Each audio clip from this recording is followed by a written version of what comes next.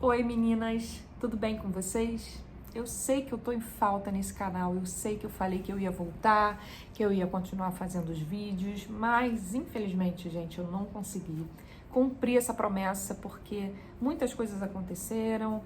O João teve uns comportamentos assim bem especiais, né? Aquelas caixinhas de surpresa, aquelas mães que sempre pensam assim, ai, meu bebê vai dormir aqui, e aí quando eu fizer isso ele vai estar ali, e a gente começa a imaginar um cenário, quando vê na realidade não é nada daquilo. Por isso que eu falo, cada mãe tem a sua experiência, cada bebê é um bebê. A minha experiência com o João foi algo que me amadureceu muito. Eu nunca imaginei passar por tudo isso que eu passei com ele. Eu achei que seria uma coisa tensa, porque ter um bebê é tenso, né? Existe toda uma dedicação para um bebê. Você tem que se doar, você perde as suas noites lindas de sono que você tinha anteriormente. Mas algumas situações saíram do normal, tá? Digamos assim, do esperado, né? Em relação a um recém-nascido. E por isso eu fiquei sem tempo para nada. E vou relatar agora para vocês. Para quem não sabe, muitas de vocês sabem que meu marido trabalha embarcado, então a maioria do tempo eu fico sozinha em casa, né? E eu tenho a minha mãe que me ajuda, muitas das vezes ela vem na minha casa para me dar uma assistência. Só que você ficar com um bebê de alta demanda diariamente é algo complicado. Um bebê que é de alta demanda e você precisa fazer as suas coisas em casa, e o bebê, ele precisa muito de você, ele exige muito de você, seja à noite, seja de dia, o cenário muda, gente.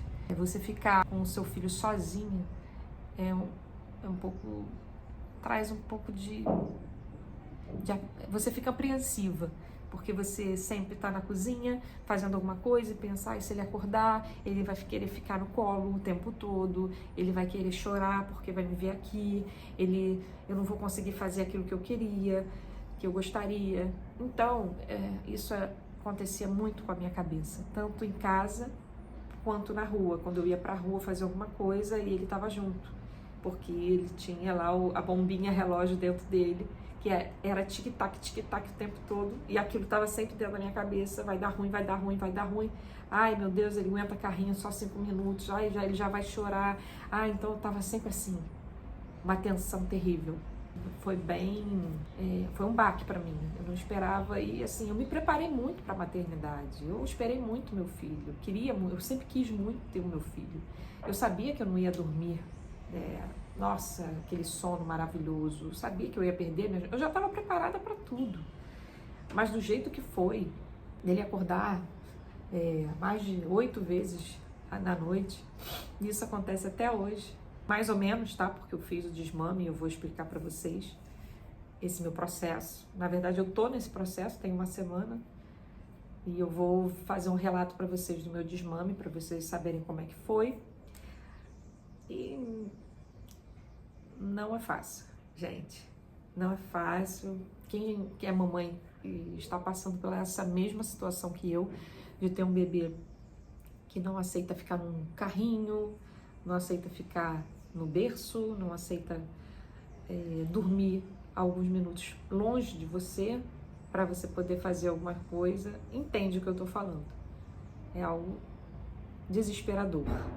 Gente, assim que eu voltei da maternidade, eu enfrentei algumas situações, tá? O parto foi tudo bem, ele nasceu de 41 semanas, como eu falei no relato de parto. Se você não viu, é o vídeo anterior a esse, dá uma olhadinha lá que eu explico tudo. Porém, quando eu cheguei em casa, eu tive aquela cefaleia pós-RAC, que é uma dor de cabeça, gente, absurda. Mas até aí eu tava feliz da vida, era o amor da minha vida ali no meu colo, eu voltando com meu filho, com o meu marido também, que pôde participar do parto, eu tava muito feliz. Podia acontecer qualquer coisa que eu não tava me importando muito não. Porém, essa dor de cabeça, ela me martirizava todo dia. Era uma coisa terrível. Quem passou por isso sabe o que eu tô falando. Com o passar do tempo, no dia seguinte eu tive que fazer os documentos dele, fazer a certidão de nascimento, voltei para a maternidade com essa dor de cabeça, com os pontos da cesárea, tudo isso, e mesmo assim feliz da vida, nada era problema para mim. Só que tinha um porém, o meu filho, ele começou a não aceitar carrinho, ele não aceitava ficar no berço. Na verdade, eu até fiz assim, eu tive essa ideia, né? Eu projetei essa ideia na minha cabeça de que nos primeiros dias ele ia dormir no carrinho do meu lado, né? Eu visualizei isso várias vezes. Por isso que eu falo, gente, às vezes a gente projeta ideias, mas não é o que acontece. Cada bebê é um bebê. Então eu imaginei que ele iria dormir no carrinho do meu lado e tudo bem. Na primeira noite, o meu bebê só mamava a noite inteira, o dia inteiro ele mamava, tudo bem, isso é comum em recém-nascido. Ele dormia comigo, porque se eu colocasse ele no bercinho, no carrinho ou qualquer outro lugar, ele chorava muito, ele não aceitava sair de perto de mim. Isso era o dia inteiro. Ah, mas são os primeiros dias ali pós-maternidade, a criança está se adaptando, ok, foi isso que eu imaginei. Aí passaram-se os dias e nada disso mudar, gente. Eu ia tomar banho com ele assim, botava no carrinho, ai, ele deu um cochilo. Era aquele pisadas em ovos para que nenhum barulho incomodasse ele, para que ele não acordasse, não. Acabou. Eu não conseguia tomar um banho sem lavar a cabeça. Aquele banho rápido, eu não conseguia. Então eu fui vendo as semanas passando e não mudava. Até que quando ele estava uns 10 dias comigo, meu marido já tinha voltado para o México, ele começou a ter um choro inconsolável, um choro, passava de um horário da noite, ele começava a chorar, que parecia que estavam matando ele. Eu não tinha experiência com isso, nem sabia que isso podia acontecer. Eu observei, não era cólica, porque você observa que a criança com cólica, ela se espreme, não era isso. Outras observações que eu fiz também relacionadas a isso, não era, e eu comecei a observar que eram em horários pontuais, né? Sempre no mesmo horário, à noite. E aí começou uma saga muito desgastante. Eu tinha um bebê que não dormia em lugar nenhum, nem no carrinho, que ficava o dia inteiro só no meu colo, porque se eu tentasse outra forma dele ficar em outro lugar, ele não dormia. Assim que eu colocasse ele acordava. Assim que ele dormia, ele já, assim, né, todo aquele processo para o bebê dormir nessa época, pelo menos para mim, era difícil ele dormir. Assim que eu colocava ele no lugar, ele acordava. Então eu comecei a ficar numa ansiedade muito grande. Meu Deus, se eu colocar ele agora, ele vai acordar. Aí eu não vou conseguir fazer o que eu quero. Então deixa ele aqui. Pelo menos eu estou descansando um pouco, porque ele acordado eu não consigo descansar nada. Porque eu ficava em pé para tentar fazer ele dormir, porque sentado ele não estava dormindo, de dia, né? Olha, gente, e isso tomava o meu tempo inteiro. Foi a minha mãe que ficou lá em casa um tempo para me ajudar com isso. E ela é a minha maior testemunha, via que nada mudava isso, gente. Eu não fui aquela mãe, meu filho tem que dormir cama compartilhada. Não, a minha ideia era que meu filho tivesse a autonomia dele já de início ali. Claro, né? Razoável autonomia, mas que ele pudesse dormir no bercinho do meu lado, ali no quarto da gente mesmo, ou no carrinho dele nos primeiros meses, do nosso lado sempre. Mas nada, o mínimo, isso eu não conseguia fazer, porque ele não deixava. Aí ele começou a dormir comigo nas madrugadas, e as madrugadas eram terríveis, porque ele mexia muito, a ponto dele chutar minha cesárea várias vezes. Eu lembro disso, eu acordava incomodadíssima, porque ele chutava exatamente na área da cesárea. O sono dele sempre foi muito agitado, já desde essa época. E você imagina, um bebê que não dormia direito, eu não dormia direito, que só queria mamar, ficar grudado em mim.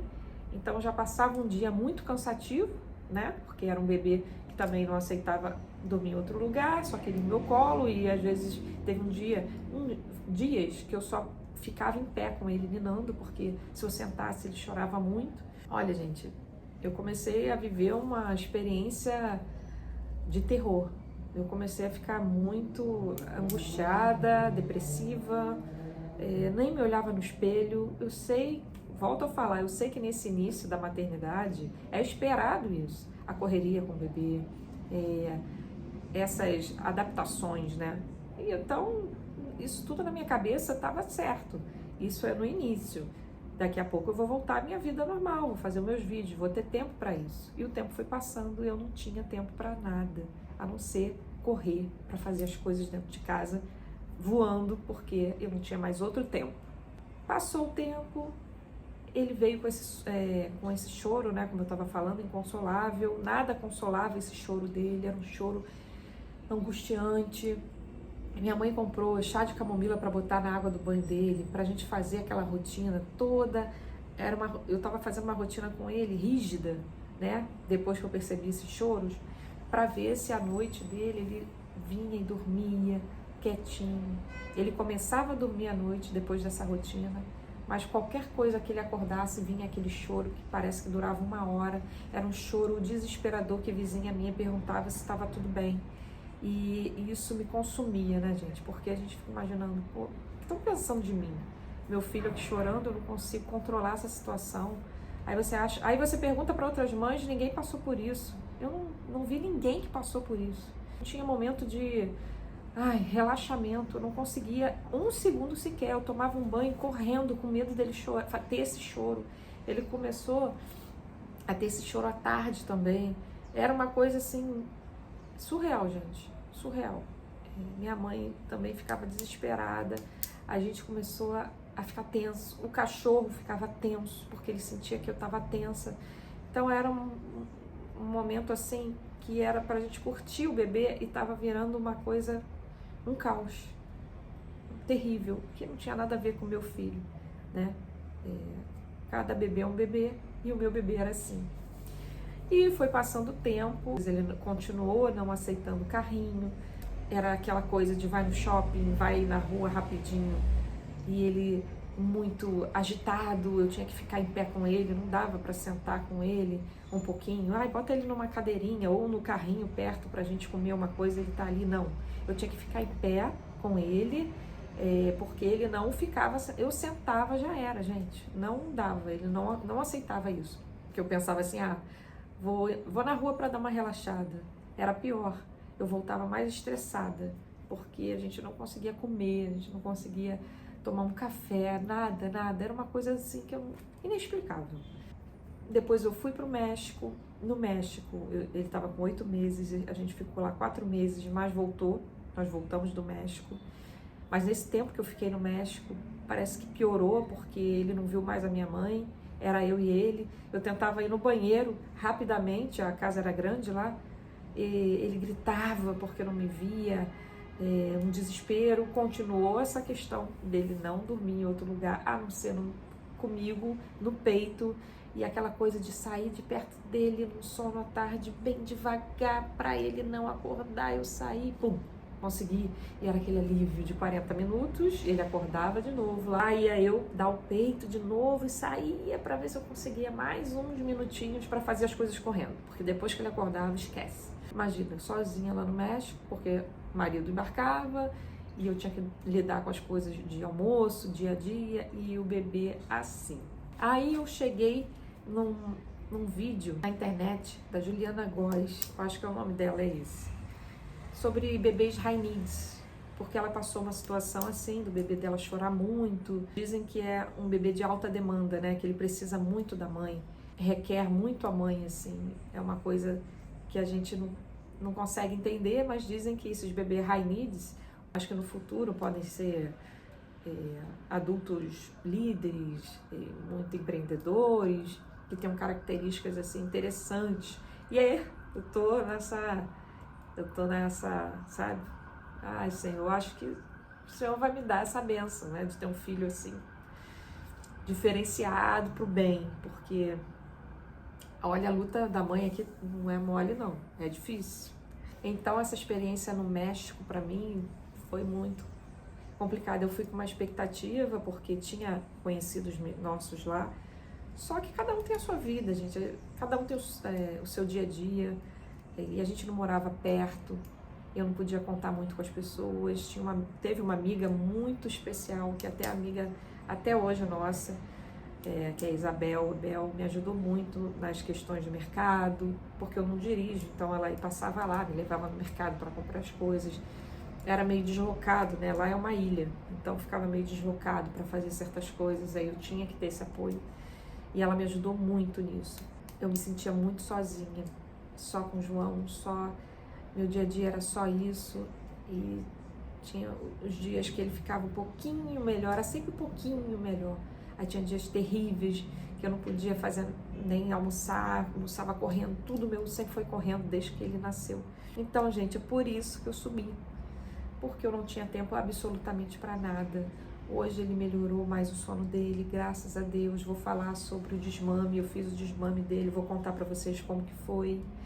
Em relação à personalidade dele, vou contar também para vocês como está agora. Ele tem 1 ano e 5 meses agora. Espero que eu tenha passado aqui, tenha conseguido dar o recado, porque eu tô aqui falando, mas eu também tô com medo dele acordar, então acaba que a gente fica um pouco ansiosa, né? Voltar a fazer vídeos diários. Inclusive, o próximo vídeo eu vou falar pra vocês aonde está o touro, meu cachorro. Vou contar tudo pra vocês, o que aconteceu. E é isso, gente. Eu espero muito poder contar com vocês aqui no canal. Peço para vocês me seguirem lá no Instagram, que é @LanaJacomo, Lana com 2 N's, Jacomo, tá? Porque eu pretendo fazer vídeos diariamente, voltar aí com esses vídeos na internet, no Instagram, no YouTube. E se você puder, curta esse vídeo, compartilha com uma amiga que está passando por essa situação também, ou que tá grávida e quer ver algumas experiências de algumas mães, assim, né? Para que saiba o que fazer nesse momento. E siga o canal, tá bom? Para que você possa ver mais conteúdos meus, minhas experiências com o João, falar sobre as fraldas, sobre as roupinhas dele, se eu usei tudo ou não. Espero que vocês continuem comigo. Um beijo, fiquem com Deus e até o próximo vídeo. Tchau!